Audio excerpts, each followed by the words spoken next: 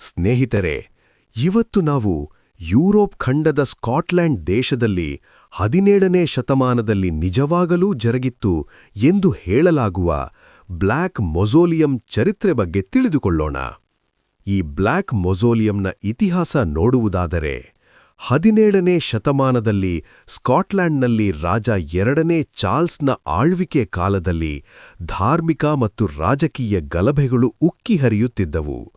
ಆ ಸಮಯದಲ್ಲಿ George Mackenzie ಎಂಬ ನ್ಯಾಯವಾದಿ ಮತ್ತು ರಾಜಕೀಯ ಅಧಿಕಾರಿಯು ಲಾರ್ಡ್ ಅಡ್ವೊಕೇಟ್ ಆಗಿ ಸೇವೆ ಸಲ್ಲಿಸುತ್ತಿದ್ದನು. ಅವನು ತನ್ನ ಕ್ರೂರತೆಯಿಂದ ಹೆಸರು ಮಾಡಿದ್ದ. ಅವನು ಸ್ಕಾಟ್ಲೆಂಡ್ನ ರಾಜ 2ನೇ ಚಾರ್ಲ್ಸ್ನ ಆಳ್ವಿಕೆಯಲ್ಲಿ ರಾಜನ ವಿರೋಧಿಗಳ ಮೇಲೆ ಕಠಿಣ ಕ್ರಮ ಕೈಗೊಂಡನು. ವಿಶೇಷವಾಗಿ ಕವನೆಂಟರ್ಸ್ ಎಂದು ಕರೆಯಲ್ಪಟ್ಟ ಪ್ರೊಟೆಸ್ಟೆಂಟ್ ಧಾರ್ಮಿಕ ಗುಂಪಿನವರ ಮೇಲೆ ಅವನು ಕ್ರೂರ ವಿಚಾರಣೆಗಳು ಮತ್ತು ಶಿಕ್ಷೆಗಳು ವಿಧಿಸಿದನು. ವಿರೋಧಿ ಜನರ ಮೇಲೆ ಕ್ರೂರ ಹಿಂಸೆ ಮತ್ತು ಮರಣದಂಡನೆಗಳನ್ನು ಜಾರಿಗೊಳಿಸಿದ. ಹೀಗೆ ಮರಣದಂಡನೆಗೆ ಒಳಪಡಿಸಿ 100 ಜನರ ಶವಗಳನ್ನು ಒಂದೇ ಜಾಗದಲ್ಲಿ ಹೂತು ಹಾಕಿಸಿದನು. ಈ ಜಾಗವನ್ನು ಗ್ರೇ ಫ್ರೈಯರ್ಸ್ ಕಿರ್ಕ್ಯಾರ್ಡ್ ಎಂದು ಕರೆಯುವರು. ಈ ಕಾರಣದಿಂದ ಜನರು ಅವನನ್ನು ಬ್ಲೂಯಿಡಿ ಮೆಕೆನ್ಜಿ ಅಂದರೆ ಬ್ಲಡ್ಡಿ ಮೆಕೆನ್ಜಿ ಎಂದು ಕರೆಯಲು ಆರಂಭಿಸಿದರು. ಅವನ ಮರಣದ ನಂತರ ಅವನನ್ನೂ ಸಹ ಅದೇ ಗ್ರೇ ಫ್ರೈಯರ್ಸ್ ಕಿರ್ಕ್ಯಾರ್ಡ್ನಲ್ಲಿರುವ ಕಪ್ಪು ಬಣ್ಣದ ಭವ್ಯ ಸಮಾಧಿಯಲ್ಲಿ ಸಮಾಧಿ ಮಾಡಲಾಯಿತು.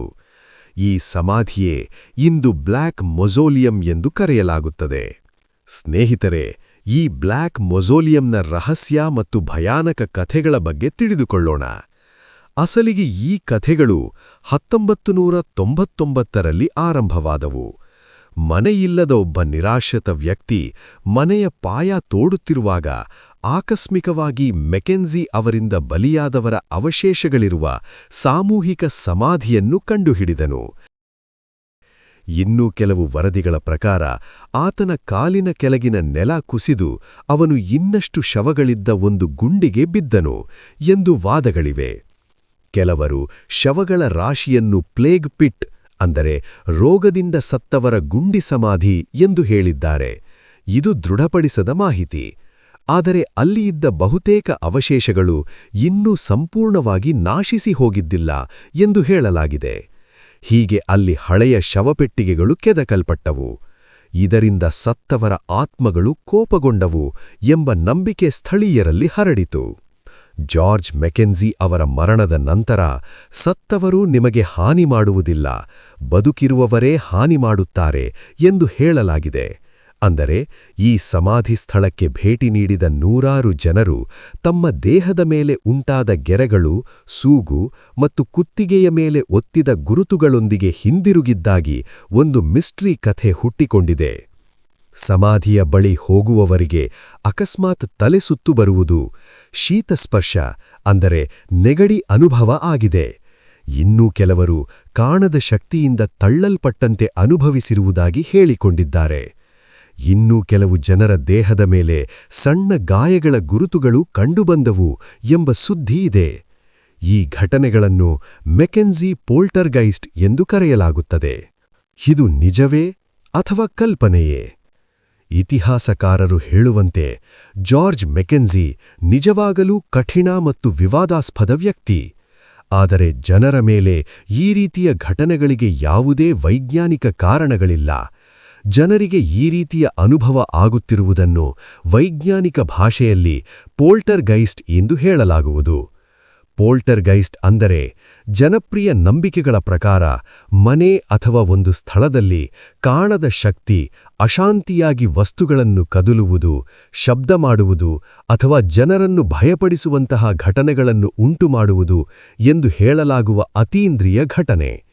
ಸಾಮಾನ್ಯವಾಗಿ ಪೋಲ್ಟರ್ಗೈಸ್ಟ್ನ ಹೇಳಲಾಗುವ ಲಕ್ಷಣಗಳೆಂದರೆ ವಸ್ತುಗಳು ಸ್ವತಃ ಕದಲುವುದು ಅಥವಾ ಬಿದ್ದು ಹೋಗುವುದು, ಗೋಡೆಗಳಲ್ಲಿ ಅಜ್ಞಾತ ಶಬ್ದಗಳು, ಬಾಗಿಲುಗಳು ತಾನೇ ತೆರೆಯುವುದು ಮುಚ್ಚುವುದು.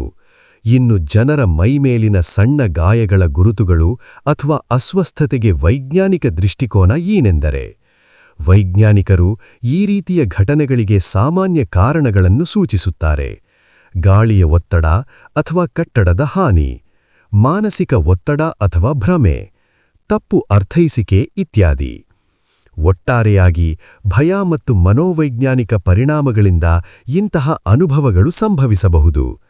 ಆದರೂ ಗ್ರೇಫ್ರೈಯರ್ಸ್ ಕಿರ್ಕಿಯಾರ್ಡ್ ಇಂದು ಯುರೋಪ್ನ ಅತ್ಯಂತ ಭಯಾನಕ ಸಮಾಧಿ ಸ್ಥಳಗಳಲ್ಲಿ ಒಂದಾಗಿ ಪ್ರಸಿದ್ಧವಾಗಿದೆ. ಸ್ನೇಹಿತರೆ, ಇತಿಹಾಸ ಖಂಡಿತ ನಿಜ. ಜಾರ್ಜ್ ಮೆಕೆನ್ಜಿ ನಿಜವಾಗಲೂ ಕ್ರೂರಿ. ಆದರೆ ಆ ಭೂತದ ಕಥೆಯೋ, ಅದು ಹೆಚ್ಚಾಗಿ ಜನರ ಮನಸ್ಸಿನ ಭಯದಿಂದ ಹುಟ್ಟಿದ್ದು.